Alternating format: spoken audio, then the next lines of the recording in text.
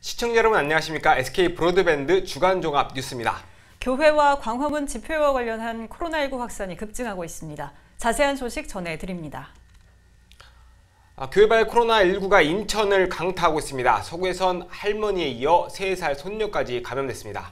성북구 교회에 다니는 인천 교인의 코로나19 양성률은 12%에 달합니다. 이형구 기자입니다.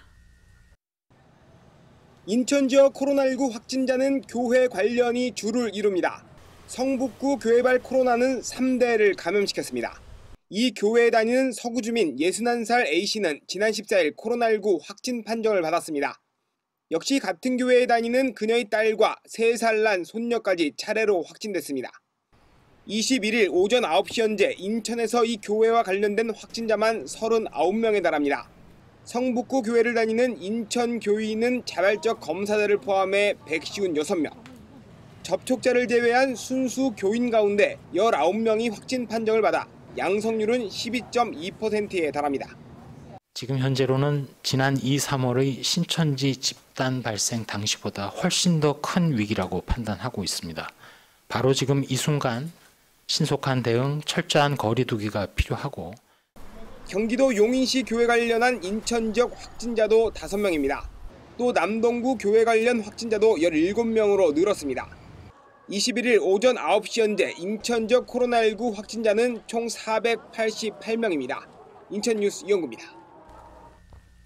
특히 성북구 교회가 있는 서울은 상황이 심각합니다. 하루에만 확진자가 150명을 넘어섰습니다.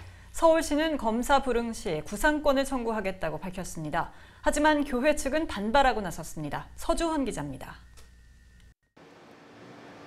19일 0시 기준 서울의 코로나19 확진자 수는 2,360명, 전날보다 151명이 더 늘었습니다. 하루 증가폭으로는 서울에서 첫 확진자가 나온 이후 역대 최고치입니다. 추가된 확진자 중에는 역시 성북구 사랑제일교회 관련 발생이 가장 많습니다. 하루 새 84명이 늘어 서울에서는 총 375명이 감염됐습니다.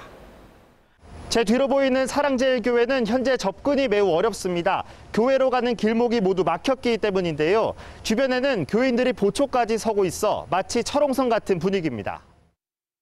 사랑제일교회는 성북구 장위십구역 재개발 지역에 있습니다. 철거를 앞두고 거의 모든 주민들이 이주를 마쳤지만 교회 측은 서울시 산정액보다 높은 보상금을 요구하며 여전히 운영 중입니다. 이미 확진자가 발생하기 전부터 철거 강제 집행을 막기 위해 교인들이 합숙을 하며 건물을 지켜온 것으로 전해졌습니다. 아직도 교회 내부에는 교인들이 있는데 마스크를 쓰지 않은 모습도 카메라에 포착됐습니다. 현재 사랑제일교회 코로나19 검사 대상자 중 404명은 주소 등 인적 사항이 파악되지 않고 있습니다. 서울시는 이들을 계속 추적하는 동시에 검사 불응 등에 대해서는 강력히 대응하겠다고 밝혔습니다. 진단 검사 및 역학조사 과정에서 기피, 거짓, 불복 등으로 행정력과 예산 낭비를 초래한 부분에 대해서는 교회는 물론 개인에 대해서도 구상권을 청구해 강력히 대응하겠습니다. 서울시는 19일 8.15 광화문 집회에 참석한 전체 시민들에 대해서도 코로나19 검사 이행 명령을 내렸습니다.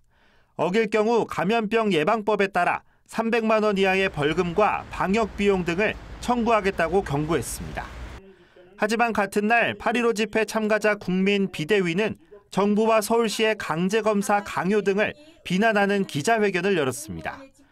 밀접 접촉자만 검사를 받아야 한다는 논리여서 성북구 사랑제일교회발 코로나19 대확산 방지에는 심각한 어려움이 예상됩니다. 서울뉴스 서주헌입니다. 경기도의 상황도 심각합니다. 코로나19 확진자가 급증하면서 병실 확보에 비상이 걸렸습니다. 어느새 병실 가동률이 80%를 넘어섰는데요. 경기도는 의료지원단을 구성하는 등 대책 마련에 나섰습니다. 박일국 기자입니다. 경기 지역의 하루 코로나 확진자가 20일 0시 기준으로 93명을 기록했습니다. 사랑제일교회 관련자가 24명, 교회와 광화문 집회 N차 감염 등을 포함한 지역 감염도 48명에 달하고 있습니다. 사랑제일교회의 누적 확진자만 189명을 기록하면서 병실 확보에 비상이 걸렸습니다. 경기도는 최근 확진자의 노인 비중이 높아지는 만큼 추가 병실 확보를 위한 민간 병원의 협조를 당부하고 있습니다. 교회와 이 집회 성격 때문에 고령자 비중이 유난히 높습니다. 따라서 지금까지와는 달리 중환자실이 필요한 경우가 훨씬 많을 것으로 생각됩니다. 실제 노인 등 코로나 환자를 위한 병실 583개 중에서 이미 500개가량은 환자를 수용하고 있는 상태입니다. 병실 가동률은 85%를 기록하고 있습니다. 방역본부는 병실 관리의 특성상 90% 정도를 최대치로 볼 때 추가 병실 확보가 불가피한 상황으로 판단하고 있습니다. 경기도는 병실과 함께 부족한 의료 인력 충원을 위해 의료 지원단을 구성하고 전현직 의료인들의 참여를 요청하고 있습니다. 의사, 간호사, 간호조무사 등 의료 전문 인력이 절대적으로 부족해져 가고 있습니다. 감염자가 가정에 방치될 수 있으므로 경기도 의료지원단의 의료 전문인 여러분의 적극적인 지원을 요청드립니다. 한편 19일 18시 기준 사랑제일교회 신도 770명을 검사해 182명이 확진 판정을 받아 확진율 23%, 거의 4명 중 1명이 확진 판정을 받고 있습니다.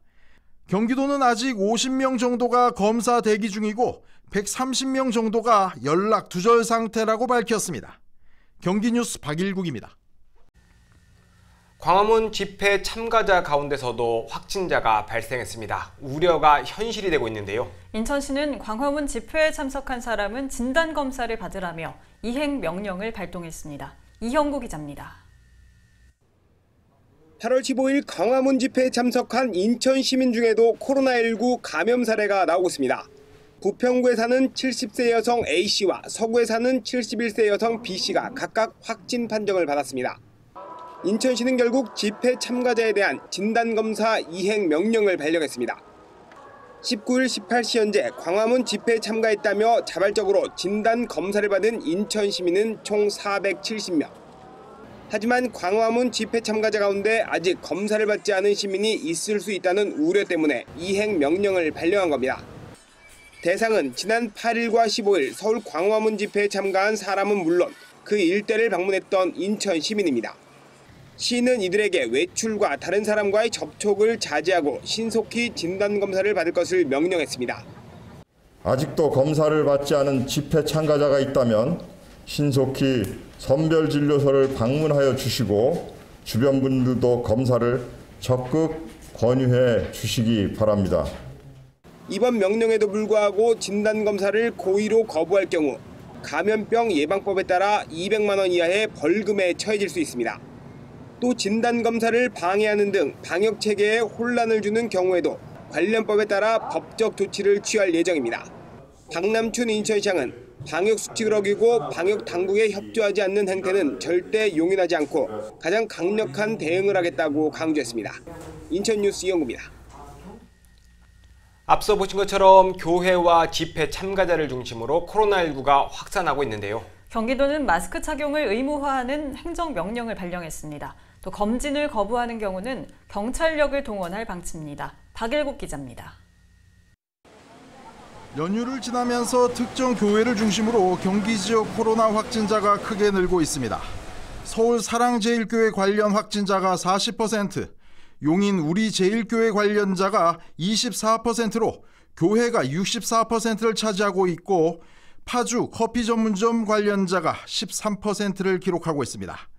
교회 두 곳 중에서 용인 우리제일교회는 지난 15일 하루 52명이 확진된 이후 급속도로 줄고 있지만 서울 사랑제일교회의 경우 16일 폭증한 이후 계속 확진자가 나오는 상황입니다. 경기도는 우선 마스크 착용을 의무화하는 행정명령을 발동했습니다. 실내에선 반드시 마스크를 쓰도록 하고 실외에서도 집회 등의 경우엔 반드시 마스크를 착용하도록 했습니다. 단 개인 공간이나 음식물을 섭취할 때에는 예외적으로 인정하고 단속 활동을 진행할 방침입니다. 동시에 주요 감염원으로 지목받고 있는 사랑제일교회나 광화문 집회 관련자는 31일까지 모두 무료 검진을 받도록 행정명령을 발동했습니다. 경기도는 사랑제일교회의 경우 진단을 거부하거나 확진 판정을 받고 도주하는 경우도 있다며 경찰과 공조할 방침이라고 밝혔습니다. 이 교인의 일부는 진단 검사를 거부하거나 검사 결과를 불신하고 심지어 확진 판정을 받고 도주하는 등 방역에 전혀 협조하지 않고 오히려 방해를 하고 있습니다. 경찰은 역학조사를 방해할 경우 고발과 상관없이 엄정 수사하고 유흥업소 등 위험시설에 대한 합동점검을 진행하겠다고 밝혔습니다. 신속히 수사에 착수하는 한편 재질이 중한 경우는 구속수사를 원칙으로 하고 소재불명 감염 의심자, 소재 파악 등 전담 인력을 신속히 투입하여 최대한 빠른 시간 안에 소재 파악을 하는 등 방역관리 체계에 빈틈이 없도록 저희가 뒷받침을 다하겠습니다. 경기도는 현재 사랑제일교회와 관련한 명단을 받아 경찰과 함께 소재 파악을 진행하고 자발적인 검진을 유도하고 있다고 밝혔습니다. 31일까지 무료 검진을 받지 않고 이후 역학조사 과정에 드러날 경우 민형사상 책임을 엄중히 물을 방침입니다. 경기뉴스 박일국입니다. 인천은 남동구의 한 교회가 또 하나의 뇌관으로 지목받고 있습니다. 지난 주말 교회 모임이 있었는데 10여 명의 확진자가 나왔습니다. 인천시는 코로나19가 확산하자 경기도에 이어 마스크 착용을 의무화하는 행정명령을 발령했습니다. 이형구 기자입니다. 남동구 논현동에 위치한 교회입니다. 이 교회에 다니는 24살 A씨가 19일에 먼저 코로나19 확진 판정을 받았습니다. 인후통 증상을 보여 검체 검사를 받았는데 양성 판정이 나온 겁니다. 특히 16일 소모임에도 참석했는데 장시간 접촉이 이뤄진 걸로 파악됐습니다. 20일 새벽에 24살 B씨도 추가 확진 판정되자 전수조사에 들어갔는데 13명이 무더기로 확진 판정을 받았습니다. 20일 오후 4시 현재 이 교회에서만 15명이 확진됐습니다. 집단 감염의 소지가 있어서 접촉자를 신속히 파악하고 교회에 대한 전수조사를 실시한 결과 오늘 13명의 추가 확진자를 확인하였습니다.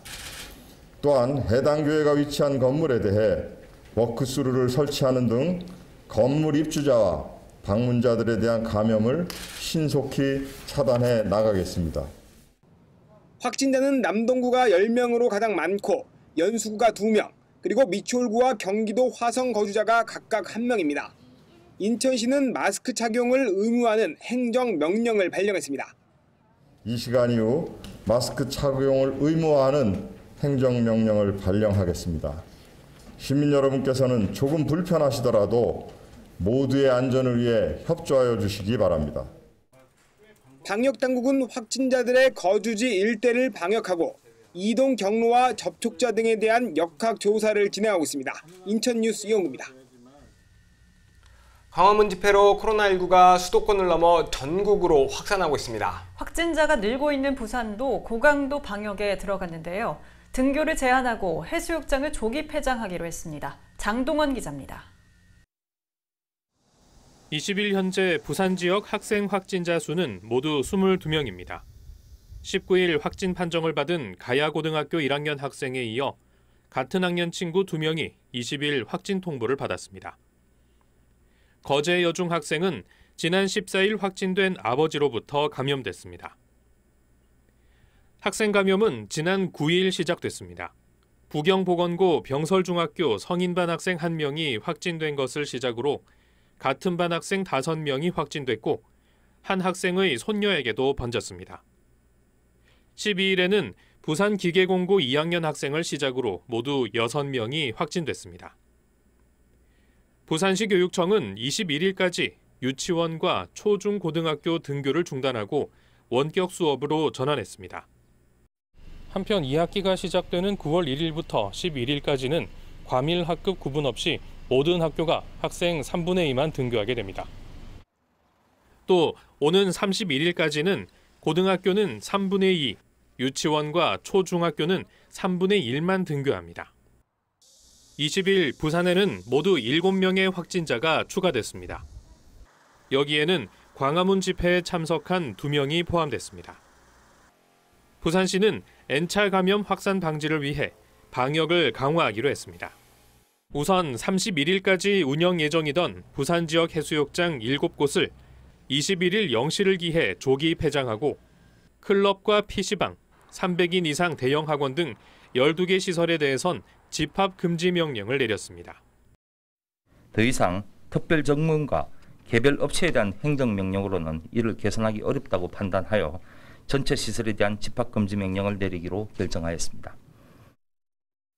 또 실내 50인 이상, 실외 100명 이상이 모이는 집회와 모임도 모두 금지하고 종교시설의 대면 모임을 금지했습니다. 이번 조치는 오는 31일 24시까지 시행되며 확진 추이에 따라 연장될 수 있습니다. 부산뉴스 장동원입니다. 앞서 보신 것처럼 코로나19가 교육 현장에도 확산하고 있습니다. 학생과 교직원 확진 사례가 늘고 있는데요. 경기도교육청은 대형 학원에는 운영 금지를 권고했고 중소학원은 방역 실태를 점검하기 위해 실사에 나설 계획입니다. 김성원 기자입니다. 경기도 내 학생과 교직원의 코로나19 누적 확진자는 지난 18일 기준 106명으로 집계됐습니다. 18일 하루에만 10명이 늘어났습니다. 특히 지난 3일부터 어제까지는 46명이 확진 판정을 받으면서 전체 확진자 가운데 절반에 달하는 43.3%가 이번 달에 집중됐습니다. 경기도교육청은 다음 달 11일까지 등교 수업 인원을 제한하기로 하는 한편 학원의 휴원을 강력히 권고하고 나섰습니다. 학원과 교습소 등등에 대해서는 앞으로 2주 동안 열지 않도록 강력한 권고를 하고 있고요. 이것이 만일 지속되는 경우에는 9월 학기가 시작되면 다시 또 2주를 연속해서 300인 이상의 대형 학원은 이번 달 말까지 운영을 금지하도록 조치했습니다. 중소규모 학원도 운영을 하지 않도록 유도하고 있습니다. 운영을 강행할 경우 실사를 통해 방역 수칙이 제대로 이루어지고 있는지 꼼꼼히 확인할 계획입니다. 300명 이상 네.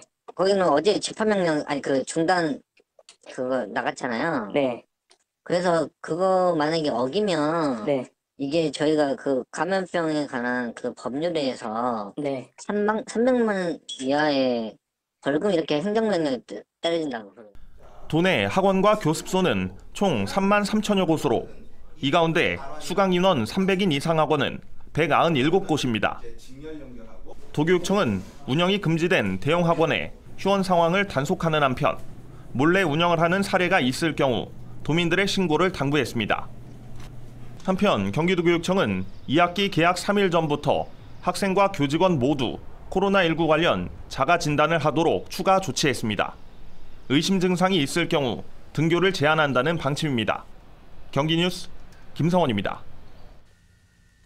긴 장마로 관광지 등 지역 상인들은 큰 피해를 입었습니다. 그런데 이번엔 코로나19로 직격탄을 맞고 있습니다. 사회적 거리 두기가 상향되면서 손님 발길이 뚝 끊겼는데요.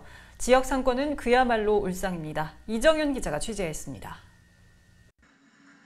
인천의 대표 관광지 월미도입니다. 관광객을 찾기 힘들 정도로 거리가 썰렁합니다. 평소 아이들로 북적이던 테마파크는 개점 휴업 상태나 다름없고 관람차는 그대로 멈춰 있습니다. 5개월 만에 운영을 재개했던 바다열차도 또다시 임시 휴업에 들어갔습니다. 주변 식당가 등 상인들의 피해는 심각합니다. 노점상가 일부 식당은 아예 영업을 하지 않고 있습니다. 문을 연 상인들도 걱정이 이만저만이 아닙니다. 요즘은 또 서울 퍼지고 인천 퍼지고 그러니까 없다 아예 없어. 큰 데는 안 한다는 데도 많더라고. 근데 여기는 그냥 어쩔 수 없이 그냥 칼국수 하나 팔더라도 나오니까 내년에 100%에다 뭐 지금 10%나 20% 그 정도. 인천의 한 대학가. PC방은 닫혀 있고 출입문 앞에는 영업을 중단한다는 안내문이 붙어 있습니다. PC방과 노래방, 유흥시설에 대한 운영 중단 명령이 내려지면서 대부분 문을 닫은 겁니다. 다중이용시설이 모여있는 대학가 상권은 그야말로 직격탄을 맞았습니다.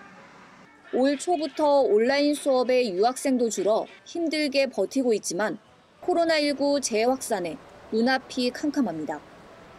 학생들이 PC방이 그래도 열을 때는 좀 돌아다녔는데 PC방까지 못 나가보니까 아예 그냥 학생들이 안 나와. 가게세도 못 낼 정도로. 나가서 그냥 시간만 때우다 가는 것 같아요. 더 힘들어. 긴 장마의 코로나19 재확산까지 연이은 악재에 자영업자들의 한숨은 커지고 있습니다. 인천뉴스 이정윤입니다. 집중호우 피해 지역에선 폭염 속에 재해 복구를 하고 있는데요. 여기에 코로나19까지 겹치면서 주민들은 삼중고를 겪고 있습니다. 코로나19가 확산하자 타 지역 자원봉사자의 이동이 어려워 고충은 더 커지고 있습니다. 수해 복구 현장에 주아영 기자가 다녀왔습니다. 집중호우로 피해가 컸던 안성시 죽산면 남산마을. 30도가 웃도는 폭염 속에서도 중장비를 동원한 재해복구 작업이 한창입니다.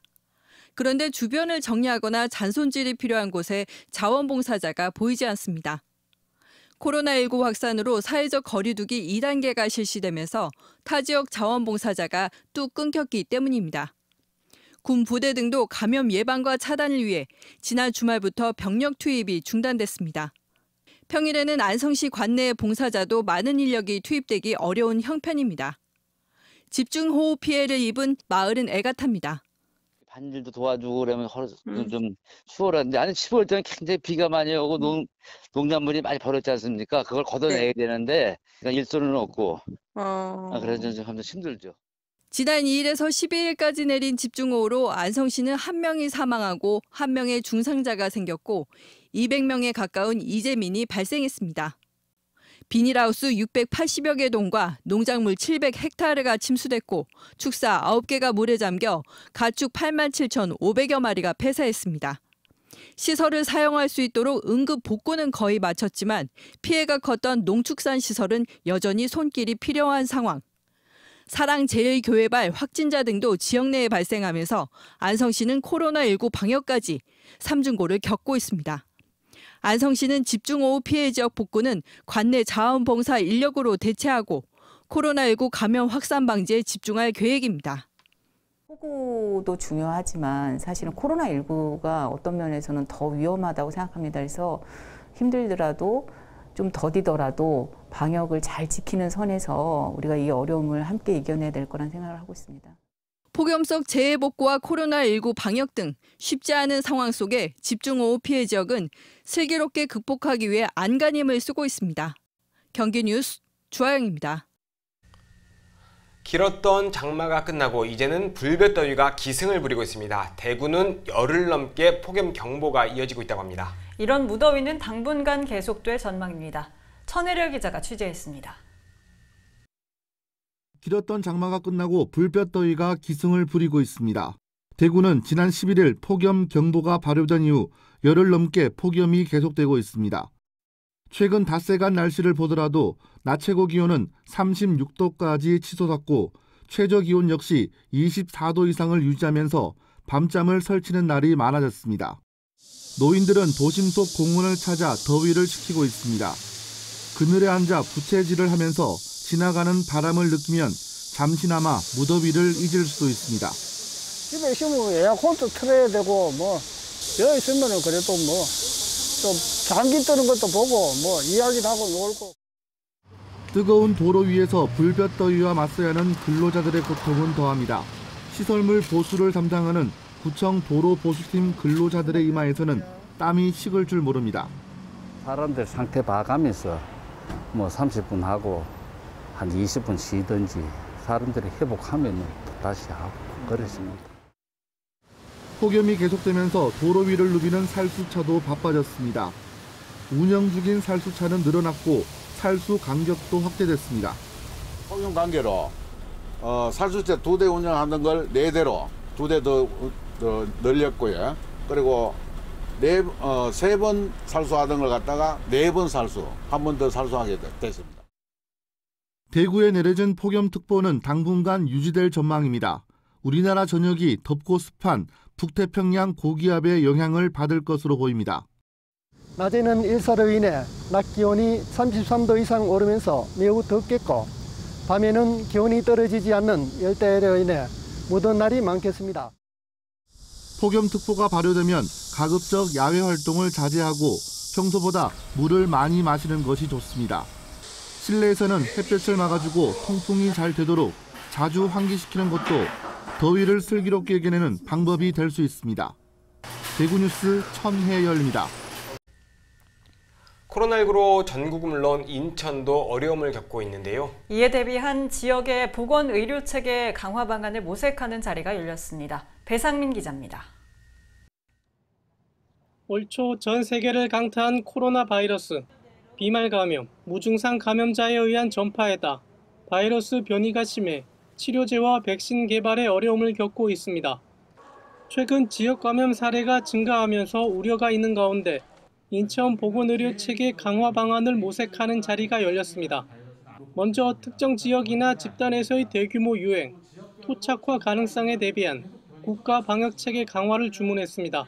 철에 환자들이 발생하면 어디서 어떻게 진료할 것인가에 대한 준비가 전혀 되고 있지 않고 호흡기전담 클리닉이라는 걸 만들기로 했지만 진행이 안 되고 있습니다. 그리고 중환자 진료 체계의 경우에도 중환자 치료 병상이라는 게 인천시 내에서 확충할 수 있는 여력이 별로 없습니다. 고비용의 사후 조치보다는 사전 질병 예방을 위한 노력이 필요하다며 1차 의료기관의 기능 강화가 필요하다고 말합니다. 의료 시스템의 근간으로서 1차를 강화하는 겁니다. 모든 국민이 주치 서비스를 제대로 확보할 수 있는 그 구조를 만들고 특히 취약한 그룹에서의 건강관리, 만성질환 관리 수준을 높이는 거가 지금에 있는 전체 시스템에서 보면 민간 의료가 그 역할을 담당할 수 있는 중요한 역할을 하는 거죠. 열악한 공공보건의료 강화에 대한 논의도 이어졌습니다. 접근성이 떨어지고 시설과 인력 등 민간 병원 대비 경쟁력이 낮은 인천의료원에 대한 지원과 제2인천의료원 건립이 시급하다는 겁니다. 500병상 이상 규모, 100명 이상의 전문의, 심내질환을 포괄하는 응급 필수 의료 서비스와 중증 감염병 환자 치료가 가능한 수준으로 지역 책임 의료기관 기준에 부합하는 지방의료원이 필요합니다. 인천 공공보건의료지원단의 역할 강화도 주문하며 경기도가 전국 최초로 진행하고 있는 사례도 소개했습니다. 첫 번째, 감염병 온라인 시스템 구축을 통해 경기도 내 요양병원의 실시간 감염병 현황 관리. 두 번째, 경기도 요양병원 종사자에 대한 실시간 모니터링, 온라인, 오프라인 교육 실시. 세 번째, 요양병원 방역 시스템, 감염도 위험 분석을 통한 실시간 모니터링. 인천 뉴스 배상민입니다.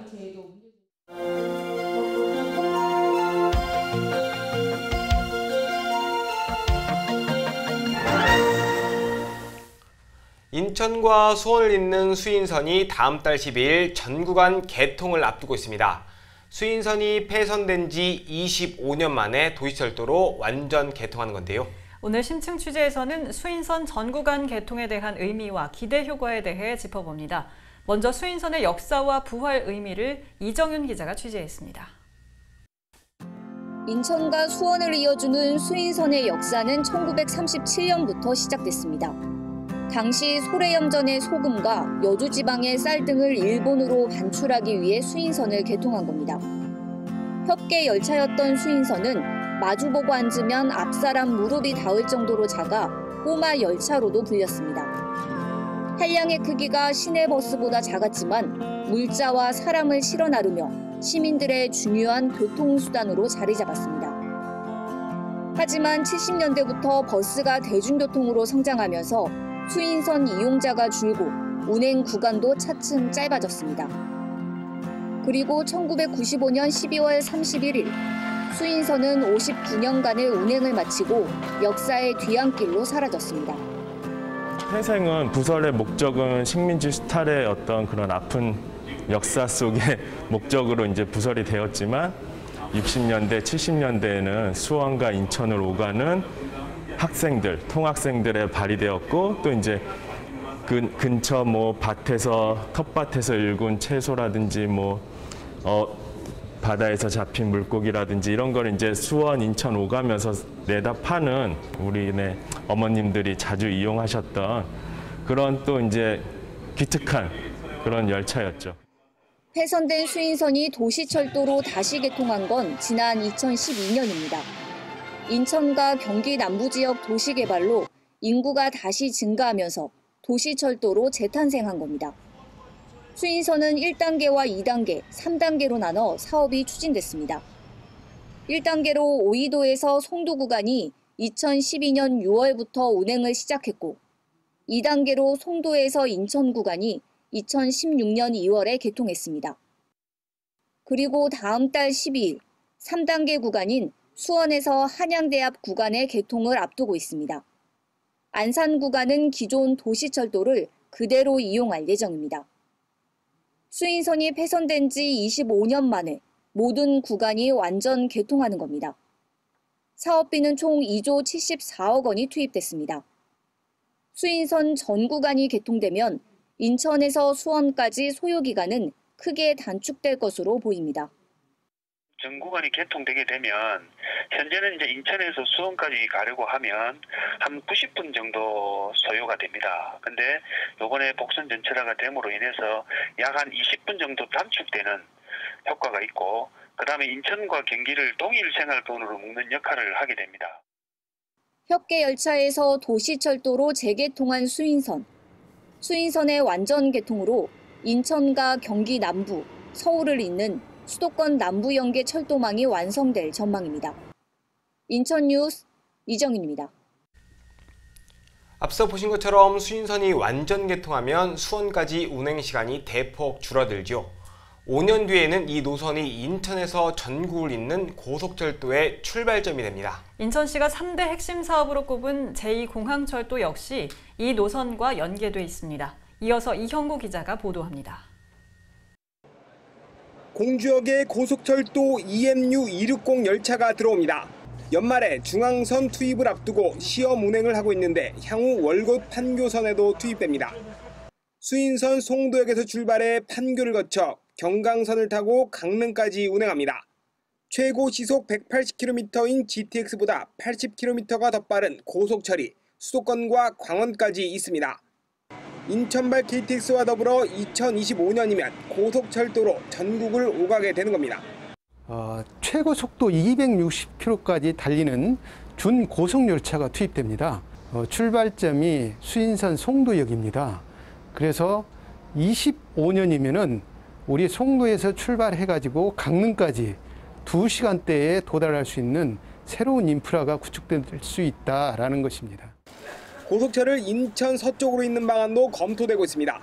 먼저 송도역까지 운행하는 EMU 260을 인천역까지 연장하는 것. 273억 원을 투입해 인천역 고상홈을 100m 정도 연장하면 EMU 260이 들어올 수 있다는 조사 결과가 나왔습니다. 기존 분석보다는 83%가 줄어든 규모인데 예산 확보는 풀어야 할 과제입니다. 지금 현재 계획으로서는 고속철도가 송도역까지만 들어오게 돼 있는데 이것을 조금 더 늘려서 인천역까지 들어오게 하는 그런 프로젝트를 제가 준비하고 있습니다. 그래서 이것은 예전에 비해서 비교적 적은 예산으로 이게 정차하는 역을 늘리는 개념이라서 여러 관계기관과 협의하고 있는데 이것이 잘 추진되어서 인천역을 넘어 인천공항까지 고속철을 잇는 방안도 추진되고 있습니다. 지난 8월 발표한 인천시 민선 7기 3대 핵심 과제 중 교통망 확충 방안입니다. 전국을 반나절 생활권으로 만드는 인천발 KTX와 제2공항철도 건설에 속도를 높이는 방안이 담겨 있습니다. 역시 문제는 경제성 확보. 다행히 인천공항공사가 신선식품과 소재, 부품, 장비 등 화물을 신속히 운행하기 위해선 제2공항철도 노선이 필요하다며 힘을 보태고 있습니다. 제2공항철도를 추진하기 위해서는 우선 국가철도망 구축계획에 반영돼야 됩니다. 그래서 저희 시는 작년 10월 달 국토교통부에 국가철도망 구축계획에 반영해달라고 건의를 했고 이 사업에 가속도를 붙이기 위해서 지금 공항공사랄지 관련 기관들하고 긴밀하게 협의 중에 있습니다. 25년 만에 완전 개통을 눈앞에 둔 수인선. 5년 뒤엔 동쪽으로 이어지는 고속철의 출발점이 됩니다. 올 연말 확정될 예정인 제4차 국가철도망 구축계획에 서쪽을 잇는 철도망 확충 방안도 포함될지 관심이 쏠리고 있습니다. 인천뉴스 이영구입니다.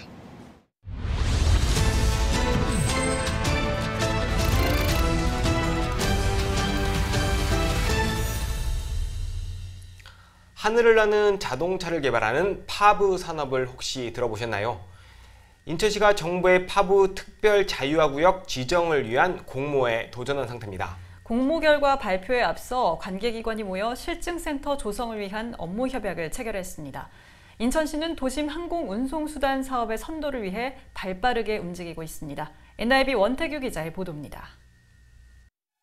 드론 택시, 하늘을 나는 자동차라고 불리는 파브 산업은 각광받는 미래 산업 중 하나입니다. 미국의 투자은행 모건 스탠리는 2040년엔 세계 파브의 시장 규모가 약 1,800조 원에 이를 것으로 전망했습니다. 인천시는 특히 파브 산업의 선도주자로 평가받고 있습니다. 인천 파브 컨소시엄이 국내에서 유일하게 시제기를 보유하고 있기 때문입니다. 이제 상용화를 위한 검증만을 남겨두고 있는 상황입니다. 인천시와 옹진군을 비롯한 8개 유관기관이 파브 실증센터 조성을 위해 손을 맞잡았습니다. 관계기관이 파브 실증화 지원센터 조성을 기반으로 도심 항공 운송수단 시대를 인천이 선도하겠다는 의지를 표현한 겁니다. 우리들이 힘을 모으고 지혜를 모으는 일가 남았다고 생각합니다. 그러면 아마 저는 인천이 경쟁력에 있어서 상당한 우위를 가지고 될 수 있을 거다 이렇게 생각을 합니다. 파브 실증센터 조성을 위해선 정부로부터 특별화 자유구역으로 지정을 받는 게 먼저입니다. 정부는 현재 파브 특별화 자유구역 공모에 나섰는데 인천이 여기에 도전장을 냈습니다. 대상은 옹진군 자월도입니다. 저희도 함께 인천시와 함께 잘 할 수 있도록 저도 열심히 하겠다는 말씀드리겠습니다. 특별화 자유구역으로 지정되면 안전성 인증과 비행 승인 등의 편의를 제공받아 자유롭게 파브 산업을 진행할 수 있습니다.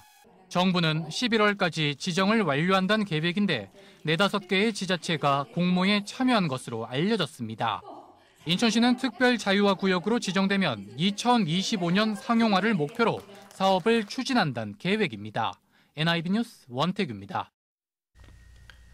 정부의 잇따른 부동산 대책으로 인천 집값 상승세가 둔화하고 있습니다.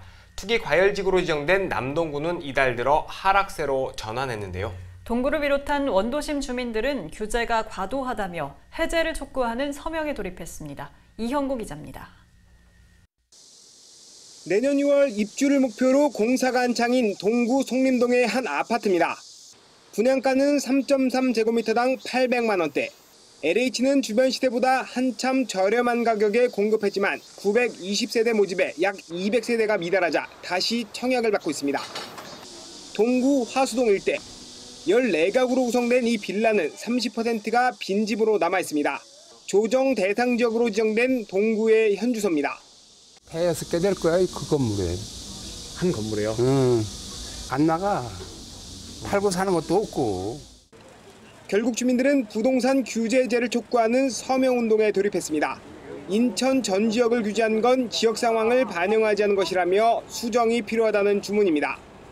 투기 과열지구로 지정된 남동구는 집값이 꺾이더니 급기야 최근에는 하락세로 전환했습니다. 동구는 하락세가 지속하는 분위기입니다. 주민들은 인천 지역 각 군구별로 1000건의 서명을 받아 국회와 정부 등에 전달한다는 계획입니다. 쪽집게 지정하는 거에 대해서는 이의가 없지만은요, 인천 전체적으로 보면 원도심이 많다 보니까 투기과열지구 안에 있음에도 불구하고 원도심이 또 있어요. 예, 그런 지역에서 투기과열지구를 해제해달라는 서명운동을 같이 하고 있습니다. 그래서 탄원서로 우리가 이제 청와대 또는 이제 국토부에 제출할 예정이고요. 이들은 오는 25일 인천 지역 규제 해제를 촉구하는 기자회견을 진행할 예정입니다. 인천 뉴스 이영구입니다. 산업 현장에서 노동자의 안전과 보건을 지키기 위해 마련된 제도, 바로 산업안전보건법입니다. 이 법이 올해부터는 일선 학교에도 적용돼 관리 감독자를 지정해야 합니다. 그런데 교직원 노조와 비정규직 단체가 반발하고 나섰습니다. 영양사를 관리 감독자로 지정하는 것은 문제가 있다며 대책 마련을 촉구했습니다. 이정윤 기자의 보도입니다.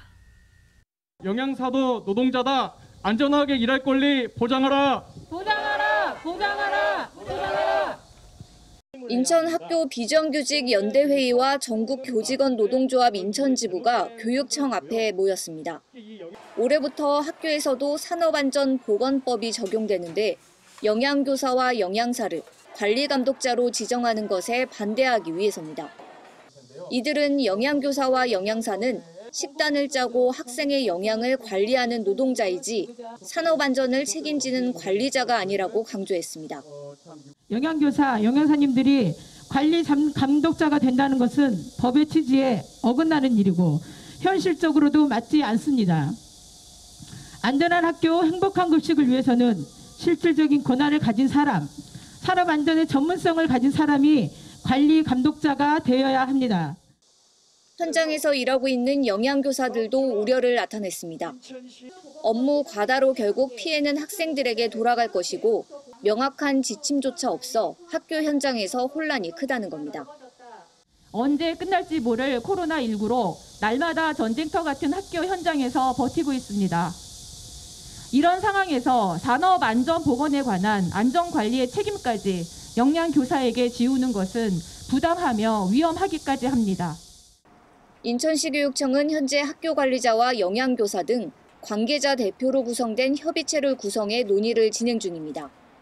교육청 관계자는 현재까지 결정된 사항은 없다며 협의체 의견을 수렴하고 교육부 등의 입장을 참고해 신중하게 결정할 예정이라고 밝혔습니다. 인천뉴스 이정윤입니다. 연수구에는 1999년 준공된 인라인 롤러 경기장이 있습니다. 선수들이 훈련을 하거나 주민들이 즐기는 곳인데 준공한 지 20년이 넘다 보니 안전 문제 등이 발생하고 있습니다. 이곳이 시민들의 레저 공간으로 재탄생할 전망인데요. 인천시는 60억 원을 투입해 국내 최초로 인라인 테마파크를 조성하기로 했습니다. NIB 이하영 기자의 보도입니다. 가뭄이라도 난 듯 갈라진 경기장 바닥. 틈새 사이사이로 하얀 콘크리트로 땜질을 했습니다. 1999년 준공된 경기장으로 엘리트 선수들의 훈련장으로 사용되고 있는 곳입니다. 하지만 노후화된 시설로 인해 선수들이 넘어져 골절상을 입는 등 훈련에 지장을 초래해왔습니다. 2013년 전국체전을 준비하며 한 차례 개보수가 이루어졌지만 오래된 경기장을 개선하기엔 역부족이었습니다. 경기장 진지가 오래돼가지고 주변 시설도 부족하고 또 경기장 노후도에 따라서 이용해도 상당히 불편합니다. 트랙도 지금 노후화돼서 많이 갈라짐이 있고요. 또 들뜸도 있고 그래서 계속 보수해서 사용하는데 그것도 한계에 와 있습니다. 동춘 인라인 롤러 경기장이 변화를 시도합니다. 인천시는 총 사업비 60억 원을 확보해 경기장 개보수 등의 시설 개선을 위한 사업 예산을 마련했습니다. 야외 경기장에 지붕막을 설치해 계절과 관계없이 이용 가능한 실내 경기장으로 개선하고 땜질을 반복해왔던 스피드 트랙의 보수도 진행할 예정입니다. 더불어 시는 시설 개보수와 동시에 기존 공간들을 개선해 동춘 인라인 롤러 경기장을 전국 유일의 인라인 테마파크로 조성할 계획입니다. 인라인 롤러 경기장 스피드 트랙 및 배수로를 개보수하고 지붕 구조물을 설치할 겁니다. 그리고 주변에 이제 엑스게임장을 조성하고 외부 인라인 트레이를 조성하면서 산책로를 보수하고 어린이 놀이터를 조성하며 이용자 및 방문자 편의를 위한 편의시설 건축물 1동 건축이 되겠습니다. 시는 오는 9월부터 설계 공모 등을 추진하고 2022년 개장을 목표로 내년 5월 착공에 들어갈 예정입니다. 사업이 완료되면 인라인 스피드 선수들의 훈련뿐만 아니라 시민들이 레포츠와 여가를 즐길 수 있는 인천의 대표적인 테마 공간으로 거듭날 것으로 기대됩니다. NIB 뉴스 이하영입니다. 남동구와 초록우산 어린이재단이 특정 분야의 잠재력을 가진 저소득가정 아동을 지원하는 남동구 아이리더 사업을 진행합니다. 양기관은 지난 14일 이런 내용의 업무 협약을 체결했습니다. 남동구 아이리더는 학업과 예술, 체육 등의 잠재력을 가진 아동에게 1년 동안 월 50만 원을 지원하는 사업입니다. 군은 인천시 교육청으로부터 14명의 아동을 추천받았습니다. 어린이재단 펀드 모금액 4,200만 원을 합쳐 총 8,400만 원의 모금액으로 사업을 추진할 예정입니다. 강화군이 축산농가를 대상으로 가축 재해보험 지원 사업을 추진합니다. 가축 재해보험은 자연재해나 화재 등 각종 사고로 가축이 폐사하는 등 피해가 발생했을 때 농가에 보상을 해주는 제도입니다. 강화군은 보험료의 80%를 지원해줄 예정입니다. 가축을 사육하는 농업인이나 법인이면 지원을 받을 수 있고 특약으로 축사도 가입이 가능합니다. 이상으로 SK브로드밴드 주간 종합 뉴스를 마칩니다. 함께해 주신 여러분 고맙습니다.